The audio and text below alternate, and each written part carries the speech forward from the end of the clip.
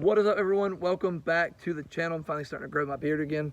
This thing's about to be gone though. Anyway, I haven't had a chance to really get down in the shop yet to get the harness pulled out of the drag car chassis. One of the reasons I haven't done this yet is because I want a decent time frame to do it, because we're going to be pulling a lot more than just the engine harness. We're literally pulling every piece of wiring out of this car. We're also going to be getting rid of like the turn signal switch, the key ignition, all that stuff. It's going to be a full race car setup. Getting rid of the heater core, AC, everything behind the dash. The only thing we're going to be pulling out and putting back in the car is the dash. Also want to go ahead and start stripping out the interior. And another big reason I haven't done this yet is because once I pull the interior out, I don't really have any place to put it. Although I do hope to start on this project next week, and mostly with getting the wire harness and everything done. But one of the biggest things that I have needed to get all this done is almost ready, and that is the big boy tow truck. That's right, that's the big bad Chevy right there. This is my tow rig. I know I did a short video or one of the little YouTube shorts on it, but I haven't done a video explaining anything about it. It is extremely rough around the edges. It is a 89 Chevy 3500 with a 454 turbo 400. It has 85,000 original miles. Other than the white hood, which I have no idea why it has a white hood. It's never been involved in a wreck or anything like that. You can look up under it and see literally nothing's been done. Maybe something happened to the old hood. I have no idea. But other than that, it is a super clean truck. I literally just got a new set of meats on her today. I greased them up with some good old chemical guys, and they look good. Although I just kind of did on there. I really didn't clean anything. I just wanted to look pretty good for a picture I took. But anyway, let me kind of give you a little bit of a tour of the truck. Now, it is, once again, rough around the edges. Not like super rough. Like, it's got where somebody has, farted a lot and pretty much blew the cushion out. We're going to probably put a new wheel in it eventually. Right now, I want to just get this thing basically running. The bad thing is this thing has your standard 89 and 90s interior. The gauges are sweep style gauges. There's no needle. Nope. No needle. It's really weird. Never seen those before until this truck. I'm a Dodge guy, be strictly honest with you, but I'm falling in love with this thing. I really am.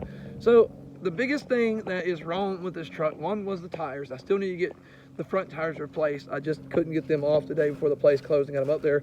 Literally, I was taking 2 tires off at a time, putting them in the truck of the Del Sol, and then driving them there and getting tires put on. I honestly should have videoed this stuff. My days are pretty interesting.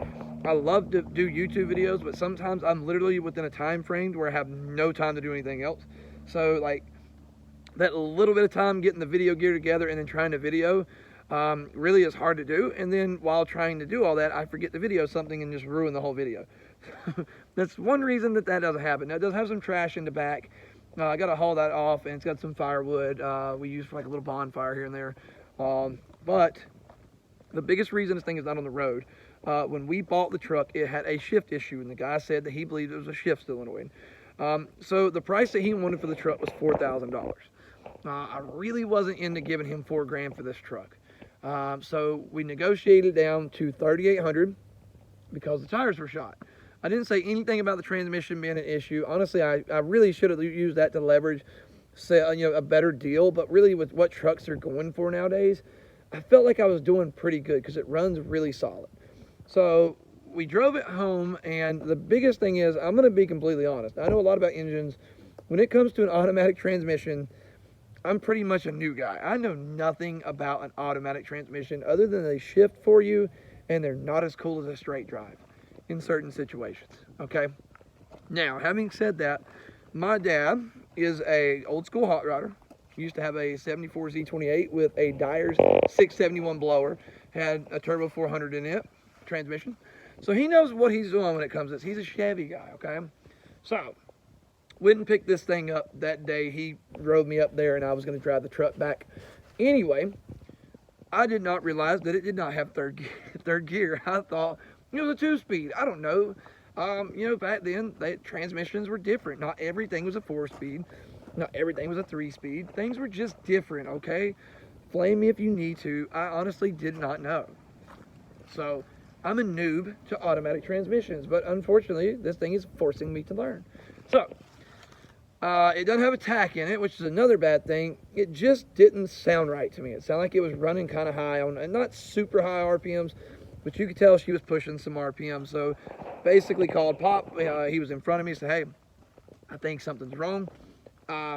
It seems like it's running really high up in the RPMs. And it was smoking out the back, and basically because of that, oil pressure is up kind of high, and it blew out the passenger valve cover gasket. It doesn't leak until the oil pressure gets extremely high, but this thing likes high oil pressure. It really does. Even like just basic conditions, it runs about 40 pounds of oil pressure. It does. So anyway, that's when we found out that it didn't have third gear. We were basically talking. I'm like, well, after it goes into second, you know, I mean, that's when it starts building a lot of oil pressure, this, that, and the other. And that's when we explained, yeah, it's not going to third. It doesn't have a third. It has a third. That's when I learned it had a third. So anyway, that's when we realized we had an issue. So got it home, did some work on it. Now these things have a vacuum modulator, which controls the pressure, kind of controls the shift points, this, that, and the other. And then it was just unplugged. Plugged it in, fixed everything until it warms up. And then it starts doing the stupid stuff again. So I worked on it. Finally got it showing me some love. Got third gear, everything working. And then we were going down the road. So it has what's called a rag joint, which controls the, I guess, a vibration in the steering wheel. As they wear out, you get a lot of slack like you would in an old Dodge. Now in an old Dodge, you tighten up the gearbox. And this guy, you don't do that. So anyway, yeah, this is the story. So anyway, me and my daughter, she's in the back in her little booster seat. We're heading to AutoZone, and I'm kind of winding her up. You know, I've never really had her in third gear and really got her going.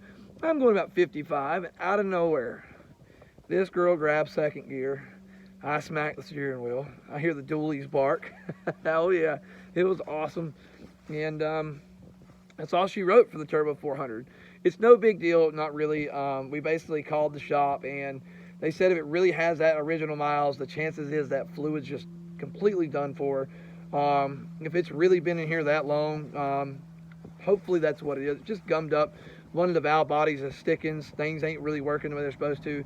And even if the transmission isn't necessarily bad, he said it would go ahead. For what I'm going to do with it, it would be wise to go ahead and do a rebuild and take his 3-year warranty. So it's going to cost me right at a G-bar to get this transmission pulled out by him, have him rebuild it, put it in, and he go pick it back up. And I'm not necessarily buying a rebuild as much as I am a 3-year warranty, because he's pretty sure whatever it is he could fix and just be done with it, maybe $100, $200, whatever. But I think that 3-year warranty and that peace of mind for me is more than enough to do this. So anyways, this is going to be something that you're going to be seeing in the videos, a lot more coming soon. Eventually, if we can really start making money in the drag racing and get to know people, I would like to 12 valve come and swap it, because it's 454. No matter what you do, at like best you're getting 8 miles a gallon. And if you haven't seen gas prices, even though it runs regular, it's pretty hard. It is 20 bucks don't even move the gauge in this thing. It doesn't, man. This thing is freaking thirsty. But we're gonna paint it black now. I'm probably gonna do a video of that. I'm still undecided on whether I want to keep the running boards or not. I think I do. I'm not 110% that I want to keep the running boards. Part of me does, part of me doesn't. And we need to remove, one at some point, I don't know why I have these on it, because these are riveted on, so I don't know. I love the look of these metal mirrors, but no matter what I do, I can't get them to stay in place. Every time you close the door, it swings in a little bit. A lot of work needs to be done. Anyways, I figured I would show you guys around the tow rig. I just want also to let you guys know I'm not going anywhere this time. I'm not doing the whole thing that I normally do. I'm doing my best to stay on it this time. Stay on it. So anyway, a lot of cool things coming for the car. Also, the turbo manifold, I got pictures of it yesterday from my fabricator. We're getting a custom-made turbo manifold done, and it is absolutely awesome. You guys will see it soon. Anyways, guys, catch you soon. Don't forget to like. Don't forget to subscribe.